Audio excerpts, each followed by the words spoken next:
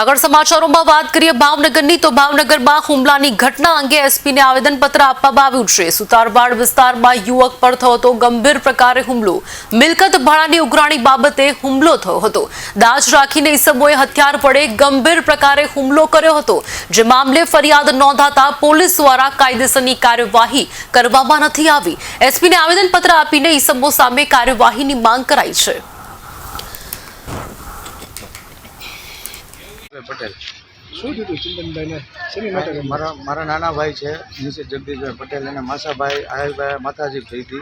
મારું ગોડાઉનનું ભાડું માંગવા જતા એ ત્યાં બેઠેલા, ગાડી રિપેર કરવા આવેલા, એને માથાકૂટ થઈ ત્યાંથી મેં છોડાવેલા। પછી સુતારવાડમાં આવીને એ લોકો 5-7 જણા આવીને મારામારી કરીને ભાગી ગયા હતા। માથું ફાડી નાખ્યું હતું, હાથ પગ ભાંગી નાખ્યા છે। કારણ અગાઉ કાંઈ માથાકૂટ કોઈ વસ્તુ કાંઈ નહીં। અત્યારે ક્યાં આવ્યા છો ને શું રજૂ?